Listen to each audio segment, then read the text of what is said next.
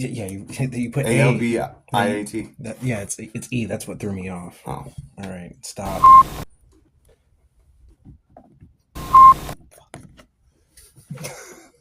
Your co-host. Hey, it's me, Dylan. All right. Fuck. I said Dylan. I don't even go by. I'll be it.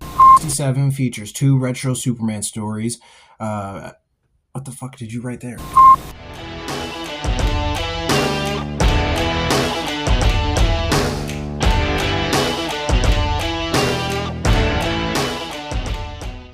Hey guys, welcome to Camm TV, presented to you by Between the Panels channel. Today we have 6 main topics, 1 anime announcement, 2 comic book announcement, and 1 manga. And with that out of the way, let's get started with today's episode 3 of Camm TV. And today's hosts are Zach Reiling and Ray Walker. Now, our first main topic today is a Superman comic book announcement, and today's announcement comes from superherohype.com. The future of the DC universe is up in air thanks to the Absolute Power event. This is why, for the next few months, Action Comics is looking to the history of the Man of Steel. To that end, Action Comics number 1067 features 2 retro Superman stories, albeit with no common links to being set in the past. The main story of number 1067 is written by Gail Simone and art by Eddie Barrows, titled Challenge from the Stars, Part 1. The story is set in pre-crisis era. So I'm pretty excited that we'll be getting some retro Superman stories. I know we've been getting a lot of futuristic, more modern takes on Superman lately with the comic books, which have been good. I have, not leaning one way or the other on those, but I do really love the older Superman stories we got, and I really like the retro look of him as well, with the black behind the S and the red outlining around it. It really harkens back to those 30s comic books and the Fleischer cartoon that came out that really pioneered all of the cartoons that we know of today. You wouldn't have the types of storytelling that are more, dramatic and adult-centric to what we have now for animation, and we wouldn't have the touch that most people put into it to make it that way. So to see that we're going to harken back to those days with the look and hopefully storytelling wise as well, I'm really excited and pumped. And it seems like the first issue's already been released for this comic book. So make sure you go and look for it at your local comic book store, however you receive your media. I know I'm going to be going to pick a copy of it up. Ray, what do you think about this? Well, I'm definitely going to pick up a copy because it definitely seems worth it. I'm hoping for at least like maybe 12, 20 issues, which would be pretty good. And honestly, I'm just liking the way that like it's fully old school, like you're saying, the old suit. Yeah. But even when he's Clark Kent, he's wearing like a fedora. He's got his nice little three-piece suit on, Yeah, back when people used to dress really dapper. Yeah, super dapper. Yeah. Super dapper. I'm surprised Superman's nickname back then wasn't Dapper Dan. Dapper Dan, yeah. That would work. But all right. You got any more thoughts on that, though? No, I think that's pretty much it on that one. All right, yeah, we're both looking forward to this new retro Superman story, written by Gail Simone and art by Eddie Barrows. So, make sure you look out for that at your local comic book shops or however you receive your media, digital or any other way. Just don't pirate it. Make sure you support your comic book shops and the people that put their hard work into these stories and artwork. That's one way it's going to keep going. All right, and with that said, we're going to be moving on to our next main topic. Set photos. Superman set photos, and this comes from movieweb.com. They were actually looking through Reddit and saw James Gunn had responded to some Reddit posts. So, when asked if James Gunn felt the movie was going to be spoiled by all the set photos that have leaked, he responded with, "Not even a little. I'd never shoot a big spoiler outside in the middle of the city." He also goes on to talk about how he wouldn't want to shoot anything like that he knows would get overhyped, and he knew going into making the movie that he was going to get stuff like this happening with set photos leaks, so he was cautious on what he was going to be filming where. But other than that, pretty happy with his response with that. He's been kind of getting better at responding to people online with, Twitter, Reddit. I don't know if you've been following that. Not too much, but I do know he's been getting a lot better. Yeah, so, because before it was kind of like, why are you responding to everyone? Yeah, every little thing. Like even the 7-year-old who's just like, your movie was crap. And he's just like, look, kid. It's like, no, whoa, buddy. Yeah. Whoa, calm it down. So, but with the set photos that have leaked, we haven't talked about those at all. I know I talked about the Superman suit and some of the solo set that's photos. That's growing on me. The Superman suit is growing on me. I'm thinking I'm liking it more. But from the other set photos, from where I see it's going to be standing around him, I'm not even giving a shit about the Superman suit anymore. I'm caring about everything else around it that looks like poop. Yeah. No, like I told you before, I'm 50-50 on it. I love the bright colors on it. I love that they went with the Kingdom Come logo. I'm more of a traditional logo myself, though. But the bright colors really stand out. But I just can't get over the fit of the suit. It seems baggy. And when we saw photos of David Cornsweet when he was working out, he looked like he got Henry Cavill like beefed up, jacked for the role. Yeah. And it doesn't even show through the suit, which is sad, because if you look at set photos from Henry Cavill on the set of Man of Steel, Batman v Superman, Justice League, like he looks like he's getting ready to tear through his Superman suit. So, but the suit's growing on me. I can get past that as long as they have a good actor playing the role and a good story. But with these newer photos that have come out, we've seen what was the actor playing Lex Luthor's name? Holt? Yeah, I can't remember. Cameron Holt, maybe? No, I don't think it's Cameron. But anyways, the actor Holt playing Lex Luthor, we get to see kind of a first look at him. Doesn't look like he might have been wearing a suit, but it looked like he was wearing one of those hooded overcoats that they make, big movie stars wear when they're trying to hide a costume that they're wearing, or trying to hide an actor moving around on set so they're not being hounded by paparazzi or just people taking photos. But it looked like he had a few scars on his head. He looked like he also was bruised up a little bit and had some like soot, he just really dirty. And then we've also gotten some set photos of Mr. Terrific, Hawkgirl, Green Lantern, and I believe we've also seen another hero, I believe, or am I mistaken? No, I think that's it. Okay, yeah, that's pretty much all of them. And so far, out of those other three we've seen, the only one I really can say that I have taken to is Mr. Terrific. Mr. Terrific looks like he was straight ripped from the comic book, with the writing on his jacket, the T mask on his face. I did hear a few people making jokes, though, that looked like Mr. Terrific was doing blackface. Yeah, a black dude doing blackface. Yeah. I don't think it's possible, but... Yeah, no. So, but that made me laugh when I heard that. But then I seen the outfit for Hawkgirl, and it kind of looks like something CW would done. But like when CW did their version of Hawkgirl, I much preferred that than what we have seen so far. The only thing that looks like they've gotten comic accurate are the knee-high boots. That's it. Yeah. Nothing Viking-ish like how she's supposed to look. Yeah, and they gave her a lot of black and white coloring when, if I'm not mistaken, in the comics and even the animated shows, hard yellow, light greens or dark greens with reds. Even like browns. Yes. Or burgundies, I would say. And maybe some black outlining for like the Hawk symbol. Sure. That's needed for the comic. Yes, that's really about it. So, and then we also had Guy Gardner, played by Nathan Fillion, which when they straight from the gate when they announced Nathan Fillion was going to be playing Guy Gardner, I immediately went, I love Nathan Fillion, but why Guy Gardner? Like, for years, he's always been the fan cast as the live-action Hal Jordan, which I know he's aged out of that role now. We need someone younger to be playing Hal Jordan at this point. But, like, why was he chosen to play Guy Gardner? Because he's James Gunn's friend and James Gunn puts him in all of his movies? That's not enough of a reason for me to want to like him enough to be Guy Gardner. Right, but he's a good actor. No, he is. So I'm like, I want to see. I kind of got excited about it, but then one set photo in, and I'm just going to say it. That suit is trash. Yeah. That suit is trash. I do not like it. I don't think a lot of people like it. No. And only suit I've ever seen a Green Lantern wear where the emblem isn't on his chest. I know. He has a little one on his arm, and he has a Justice League International on his chest, which is like no color, no anything, just like a leather shares, by emblem. the way, as well. You pointed that out to me in the set So, no, they both have it. So. Yeah. And it's either a Justice League International symbol or a JSA symbol. It wasn't really easy to make out because it's just white on white on white. There's nothing just a J and an L and a circle. Yeah, there's nothing to differentiate it so you can really make out what it directly is. Like, but if it was the Green Lantern symbol and they actually did the costume the way Guy Gardner looks in the comics, which is more of like this pirate-themed aesthetic look with his arrow jacket that he, not jacket, his arrow vest that he wears, which doesn't look like that in what they're doing in the movie. It looks like they just went straight all leather with him and Hawkgirl, which I don't understand. Like I never had a problem with the suits James Gunn did in the Suicide Squad movie that he did, or the Guardians of the Galaxy movies. But for some reason, I really have a problem with the suits he's doing in Superman.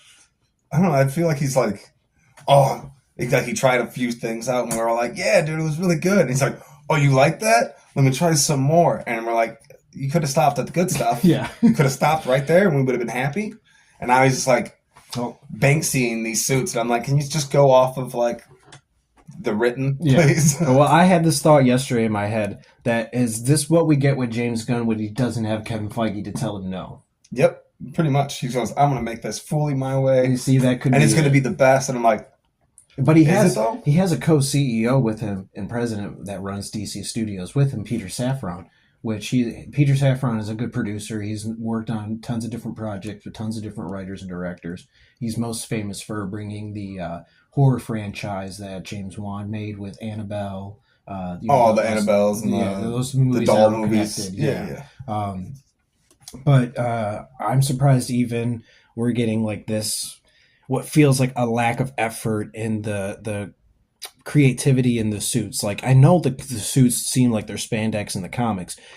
Help me translate that into something in the real world. Yeah, and it's more like it's either the less like he's losing his creativity, or he's just putting way too much out there. Yeah. Where it's looking like he's like, well, I made it to look bland. But like if you see there's a JL that's like not colored, it's just like an emblem like embroidered onto his chest. I'm like, cool. Yeah. Where's all the green? You have one little green stripe on like his pant legs. Like he's a tracksuit. That's a tracksuit Green Lantern. That's what that is. Green Lantern, yeah. But it's leather, so he's sweating. Yeah, the chafe must be real. The chafe is real.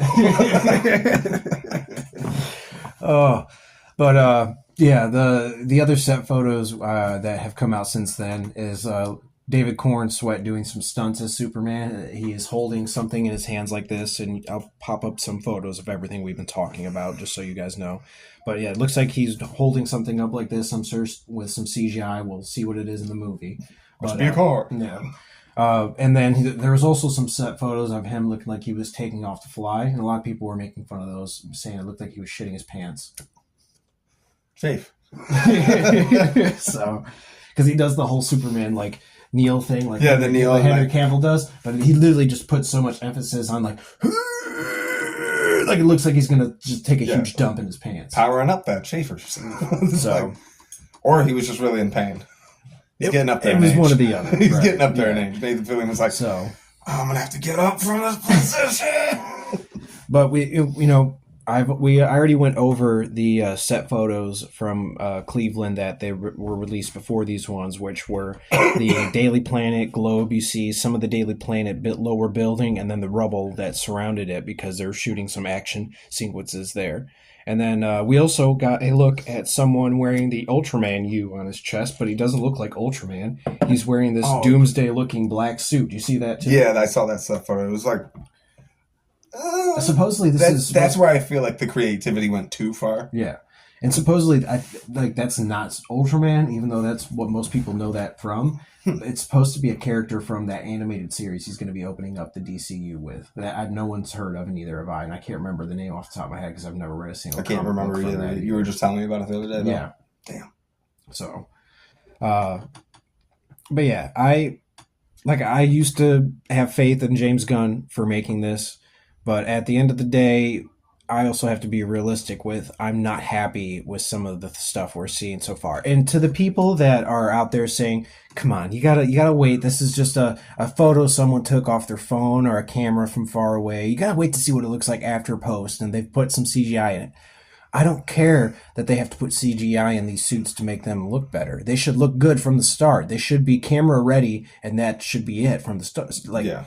Go back to all the other past superhero movies. Henry Cavill's Superman movie, in camera ready. All the past Batman movies, in camera ready. Spider-Man, Marvel movies, in camera ready, except for Marvel Spider-Man. I had this. We don't talk about that. We won't talk about that here.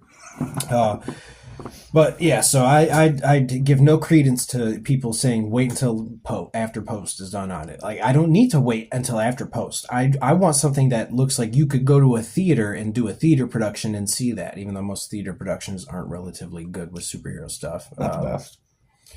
So, but that's really all I got to say on those. Do you have anything else? No, I think we covered that one pretty well. Okay, yeah. So, with our second main topic out of the way, we're going to be moving forward with our third main topic. And the third main topic comes to us from comicbook.com, and this is about Chris Pratt joining the DCU. Maybe, possibly. Maybe. Speaking to TMZ about joining James Gunn's DCU, he responded with, "Of course, if it could fit into my schedule and it made sense, I would love it," Pratt said. He goes on to say how much he loves playing Star-Lord and hopes to do both Marvel and DC projects. So, who would you see Chris Pratt even being in the DC universe? I know. Do you remember who I told you the rumor was? Who people wanted him to be? It was a rumor of people wanting him to be, not like Buster Gold. Booster Gold. Booster Gold. Yeah. Buster Gold sounds like his redneck cousin. Star-Lord's best band at his wedding, I'm pretty sure. I would love to see what rednecks in the year 3000 or 4000 look like. Terrible. Probably terrible. But honestly, I would even like to see him as... now I forget the name. I think he would have been a better Guy Gardner than Nathan Fillion. Yeah. Probably. Right? But he's doing other stuff, I think, at the moment. He's doing the... Terminal List. Terminal List, yes. Yeah, the Terminal List, that's season 2. That's coming out pretty soon, so he's been doing a lot of filming on that, so it's pretty stocked up, I think, on movies and films or shows and movies that he's going to be appearing in for the next 2 years. So, but I'm pretty sure if James Gunn wants to do something, he'll probably give him a bigger number, get him to quit one job. Right, you're not wrong about that. But I wonder how he'll be able to balance if he does end up working with James Gunn in the DCU and Marvel at the same time, still playing Star-Lord, because they're competing companies. And I know Kevin Feige's already come out and said he supports James Gunn in the DCU. Yeah. But how much of that work balance can you right? And how that's what they say, but behind walls and doors, are they going to be a little bit pissy? Right. And just be like, oh yeah, but that was actually the last movie, Chris Pratt. Sorry, you are no longer Star-Lord. It's ooh. But, I mean, he had a good run. If that is the case ever. And we did see at the end of the last Guardians movie, it said Star-Lord will return, not the Guardians will return. Yep. And it's I don't know in the comic books, but doesn't Star-Lord have a child? Yeah, he does. And doesn't he just take over for Star-Lord? He eventually does, yeah, but that's not... So what happens if that's the new story? Star-Lord will return, and it's his kid at 17? Well, that'd be a lot of missing story that they'd have to... Well, if James Gunn makes it. I doubt he'd go back to making Marvel projects now that he's head running the DC universe. That's already a lot to fucking handle. Yeah, I can just see him trying to do it all. And then you're going to go over to another studio and be like, let me produce with you as well. Yeah, I got you as well, my guy. So, but I don't know. Other than Booster Gold and Guy Gardner, I'm having a hard time picturing him as anything else in the DC universe. Can you think of anyone else? I could see him in some biker dreads, painted blue, just Lobo. Lobo? Yeah. I think we're still gonna get Jason Momoa as Lobo. No, because I remember Jason Momoa in an interview saying one time, he was like, yeah, DC called me up and they're like, hey, we're gonna put you in a movie. You interested? He's like, yeah, of course. What is it for? Because of me, I'm thinking, probably Lobo or something, because I like motorcycles, I got the long hair, I'm definitely going to be the villain type. They're like, Aquaman. He's like, what? What? I thought that was pretty funny, but I don't think they even had a Lobo idea yet. So no, I've heard that he since talked to James Gunn since he's taken over DC and said that his future with DC looks bright. Now, he didn't say exactly if he would still continue to play Aquaman and Lobo both, or if it was one or the other. But I have a feeling it's just going to be Aquaman, Lobo, mostly because the last Aquaman movie didn't do too hot box office wise and Okay. with the fans and critically. Well, then maybe Ghost Rider. I could see him doing a good Ghost Rider. That's Marvel. Is it? Yeah. No, it isn't. Ghost Rider is so Marvel. Oh, it is so Marvel. Oh, man. Yep. It's alright. It happens to the best of us. I was just thinking, I was like, who's that other dude on a motorcycle? Always on fire. Oh, Ghost Rider. If you say Belay, I'm just going to, fucking leave. He's like, yep, nope. Oh. But all right. That's about all we really have on that story with Chris Pratt and the DCU. So let me know in the comments what you guys think of that. If you can think of another character he will play in DC, or if you just want to see him solely as Star-Lord in Marvel. Or if you're happy with him in the Jurassic Park movies, which I'm not. So, with that being said, we're going to move on to our fourth main topic. And our fourth main topic is about the Deadpool 3 movie, Deadpool and Wolverine. And this comes to us from hypebeast.com. Set to possibly gross $165 million from domestic ticket sales on opening weekend. Deadpool 1 made $133.7 million domestic opening, which made record for the biggest R-rated title in 2016. Deadpool 2 made $125 million in 2018 for its opening weekend. And the story also comes to us from IndieWire.com as well, with the Deadpool story of... I apologize. Where is her name? I believe her name is... Is it Emma Corrin? I think so. Yeah, Emma Corrin. Emma Corrin, yep. Sorry about that, guys. Got our stories mixed up. That's not me. But yeah, so our fourth main topic story is about the opening weekend for Deadpool 3 and how it's estimated to make anywhere from 160 to 165 million its opening weekend. And Emma Corrin, who will be playing the main villain in Deadpool 3 as well. She will be playing the sister to Charles Xavier. She has pretty much the same powers as Charles does, except she's evil. Yeah. So the first two Deadpool movies made a decent amount of money for them being R-rated movies. Obviously, the first one set a record. The second one didn't make as much money opening weekend-wise, but the second one did make more money overall together than the first one did. Yeah, it grossed way more. So that's why a lot of people are thinking that this next one could possibly be a billion-dollar film. Who knows how much in the billions it'll make? I heard someone estimated that it was going to make like 1.6 billion. I was like, that seems like a lot. It seems real out there. Yeah. So, but that dude's optimistic. Right. That's what I would say. Kindly. Kindly. And then moving on to the next part of that story is Emma Corrin. Supposedly when she was offered the role, she had asked Marvel for a trainer so she could get in shape like most of the other superheroes and villains do when they come into a superhero project. But they told her no. They said they wanted to take a different approach to her character and her villain, where they wanted her to be more menacing in that way as a villain, with the way she presents herself to other people, not with a physical presence. Because if you can be more intimidating without the physical presence, that's kind of a little bit more terrifying to people. Yeah. But if you do add in a physical presence with that, then, so... But other than that, I think it shows that they wanted to really push forward the story. Then, hey, look at all these people on screen and look at the way they look, which tells me a lot of the care they're taking with this story compared to the past Marvel movies we've gotten. Which I think you could probably give most of the credit to that with Sean Levy, the director and co-writer, and Ryan Reynolds as well. I'd give mostly to Ryan Reynolds, I'd say. Yeah. He's pretty good at just like gathering that. You're not wrong, but I wouldn't count out Sean Levy either. Oh, he did give us movies like Real Steel. And I love that one. That movie on its premise just shouldn't work, but it did. It's a really good movie. Still kind of funny though. It's not supposed to be as funny as it is. It's Rock'em Sock'em Robots with emotions. Yep. Emotions. Pretty much it. Are you gonna go see Deadpool opening weekend? Oh, of course. Yeah, me too. It's got Wolverine. 26th. Yeah. And if you guys haven't seen it, the popcorn cup that they have for that movie. Oh, the bucket? Yeah. Oh, outdoes Doom 2, that's for sure. No, it does. And Doom 2 just looks like a big butthole. It's a big anus with like anal fissures. So Even though it's supposed to be the mouth of the big worms. And worms' hey, mouths look like butts. whoever designed the Dune 2 popcorn bucket after the sandworms, they didn't even know what they were doing when they released that until after the memes started to come out.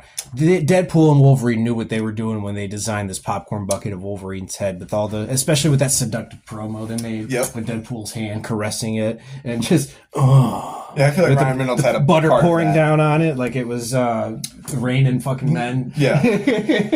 Well, like what was that movie? When she dumps the water on her. Oh, you talking about the one with Jennifer Aniston? No. Like she does that though too in the We Are the Millers movie. Oh yeah. That's like the old move of what she always pulls out. Yeah. But Yeah. Which one are you thinking of? It's like the OG. I can't remember the name of the movie, but she's like dancing on stage. There's a chair. She gets on the chair. There's a little like water line or whatever, like a line that she pulls, and then it just like starts raining on her. Did they do that in Dirty Dancing? Was it Dirty Dancing? No, that's not Dirty Dancing. No, that's the only other movie I can think of. Dirty Dancing was like when he lifted her up like that. Yeah. Fuck. Maybe you got me on a movie I haven't seen before. Haha. This is rare, guys. I've watched plenty of movies and TV shows more than he has, but he definitely has me beat on watching more animes than I have. Yep. So, resident movie, TV, comic book buff, resident anime buff, and some useless knowledge. And manga. and manga. Do you have anything else you want to add to the Deadpool stories, though, with the opening domestic weekend numbers and just Emma Corrin? Buy a ticket. That's all I got to say. Buy a ticket. Support the movie. Take my money. This looks like it could potentially help put Marvel back on the map. Like I said, their last 4 to 5 movies have not been received well. Financially, they've been kind of losing money recently. Yeah. And they've had to take a back seat to themselves and say, look, there's been some stuff we're doing wrong. Clearly, we're not making the profits back we need to be. We need to see what the fans want from us and not what we are trying to give the fans. So, which should be best. Right. Hopefully it works out, because this is going to be a good door opener, and if they don't follow through with anything else afterwards, like X-Men and all that, then they're kind of just shit in the bucket. Yeah, they are. All right, so that is our 4th main topic, and with that, we will be moving forward onto the 5th main topic. And today's 5th main topic comes to us from AnimeNewsNetwork.com. This is an announcement for Shangri-La Season 2. Shangri-La Frontier Season 2 has released a teaser and announces the release date for the first episode, which will air October 13th. So I see in the teaser they released, it is in all Japanese. I'm not just talking about the language, the titling, all the cards, the credits. Those are all in Japanese as well. So unless you can read Japanese or understand it, you're just kind of enjoying the visuals. The release date, though, for the very first episode for Season 2, October 13th. I'm really looking forward to that. As I was telling you, I really fell in love with the storytelling, the characters, the setting. Recommended it. Yeah, I would totally. I've recommended Shangri-La as well on a past episode. Yeah, it is a really good show.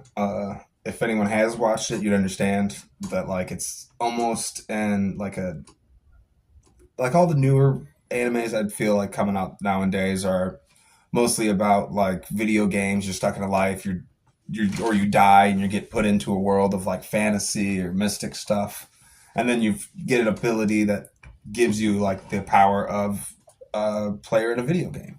Of the being power able to access of menu, one, like the power of two, the power of many. Sorry, I couldn't help myself. Making fun of the acolyte. You are me, and I am you. So give me you, and you'll give me me. All right. Hate that show. We hate that show. Yeah, we do. We do, with a passion. Some of it's good, but we'll not talk about that now. Yeah. But Shangri-La, I gotta recommend it. But October 13th, I believe, first episode should air, hopefully on Crunchyroll as well.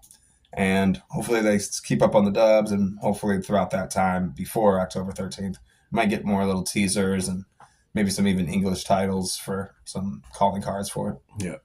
And also make sure you look forward to the Suicide Squad Izeki, I believe is how you say the title for the series. It's a new anime about the DC Universe's Suicide Squad. And they have the first 3 episodes dubbed. The 4th one still has to release the dub. That'll be coming, I believe, July 11th. Yeah, July 11th.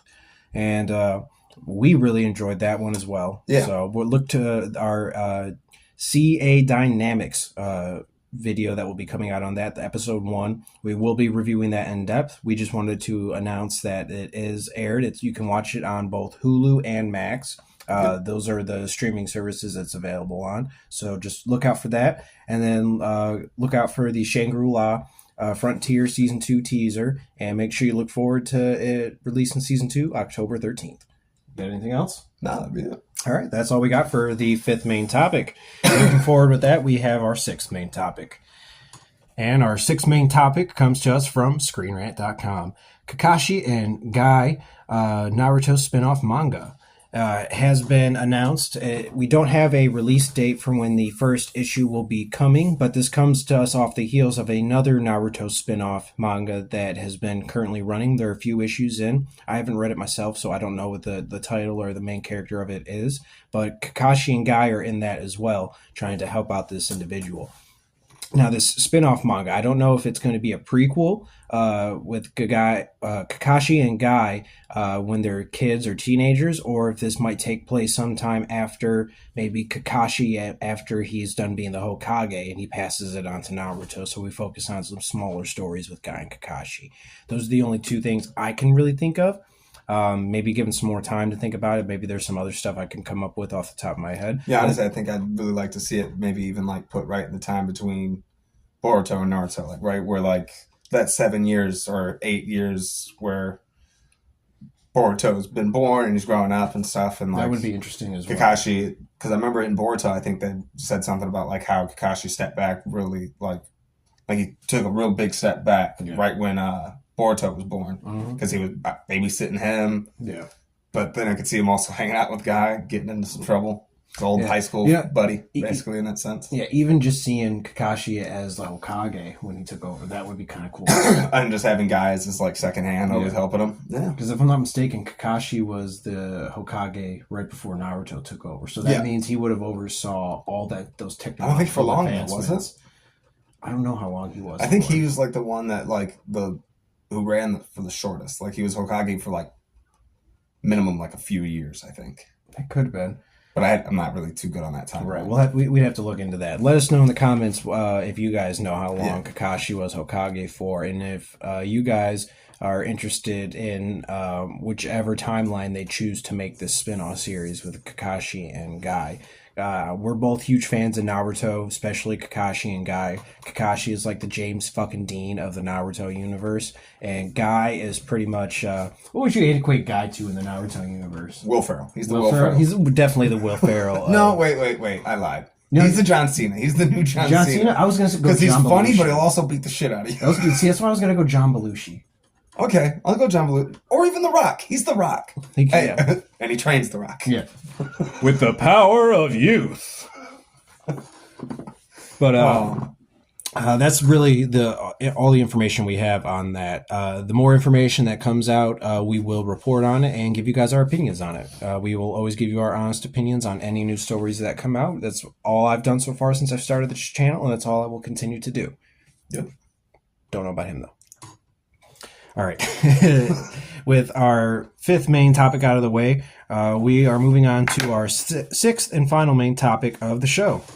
And this comes to us from bleedingcool.com, and this is about the return of Starman and Superman number 1067, which we already went over the number 1067, but this kind of coincides with the return of Starman as well.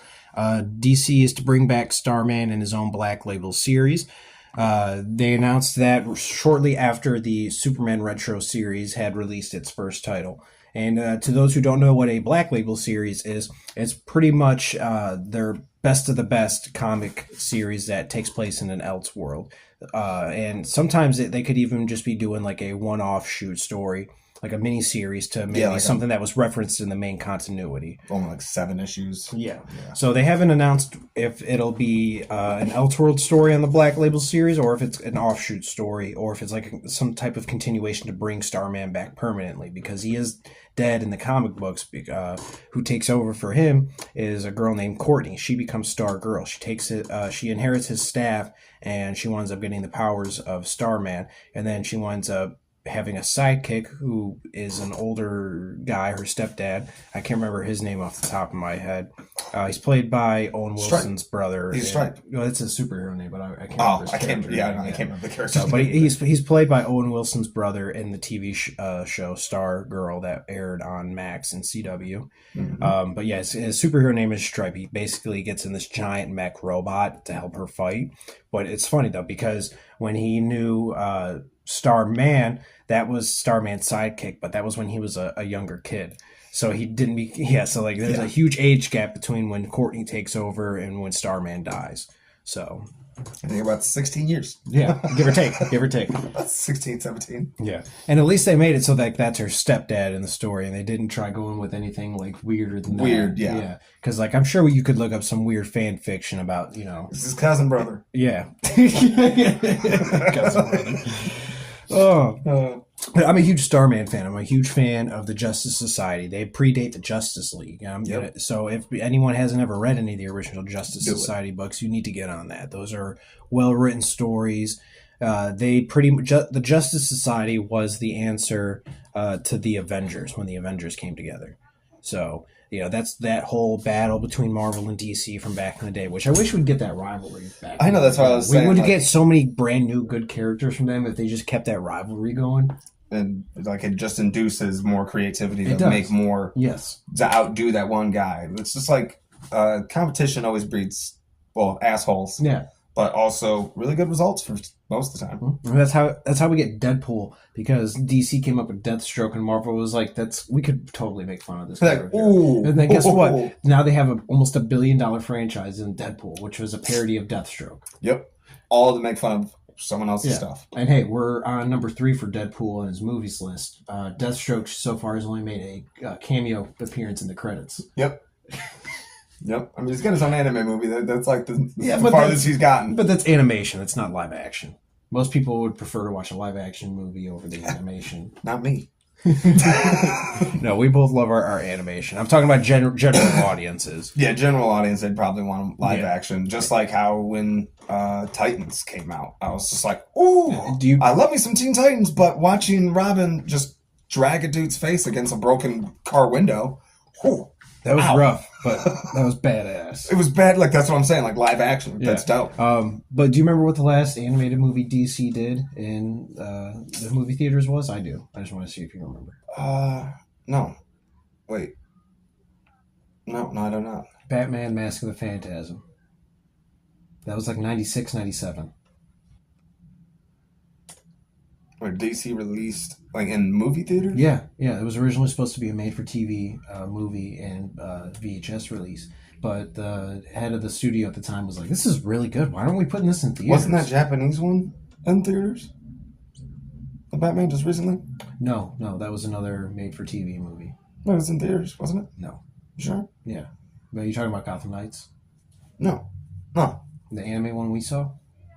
No, the one where he gets... Like, it's like an Asian. It's like he's a samurai. Yeah, no, that one was never released in theaters here in America. Maybe it was overseas, but not over here in America. I thought it was. No. So, but other than that, that's how this new Starman story relates to the Superman retro story. So it seems like DC's trying to make a comeback with the comic books, which they need to. The American comic book industry is being eaten alive right now by the manga industry. Most Americans right now prefer to read manga over American comic books, which is an issue. So we need to get that sorted out with our American comic books, because if we don't, we might, run the risk of losing them. I mean, I like to read backwards just as much as everybody else, but I do like to go left to right most of the time. Right. So... but with that being said, that is our final main topic of the show, unless you have anything else to add to it. No. All right. That'll be it. Now, today will be a shorter episode of Camm TV. We don't have any reviews we're going to be throwing in these anymore. We will try to find other avenues of venturing into this show other than announcing just news topics, because I do want to have conversations with you guys. The more followers we get and subscribers, then the more live shows we can do, and then we can interact with you guys in a live chat. Yeah. So, I hope you guys enjoyed today's episode. I am your host, Zach Reiling, and this is my co-host, Ray Walker. There you go. He didn't mess it up this time, guys. I didn't mess it up this first time either. Yeah. Fourth take. Fourth take. All right, guys. With that being said, I'm going to let you sign us off. All right, guys. Thank you for joining and watching this episode. If you can, please give us a like and subscribe. You can find a lot probably coming up soon, hopefully on In Between the Panels channel. We got CA Dynamics, Star Trek commentary and reactions. I want to rename that one. We'll probably get something better. Maybe we could probably go come up with Trekkie or something like that. Yeah, we probably can. But and then we also have a Star Wars podcast as well. And maybe even some more coming down the road. Yep. But thank you for joining in, and you guys have a wonderful day, guys. Bye-bye. Bye.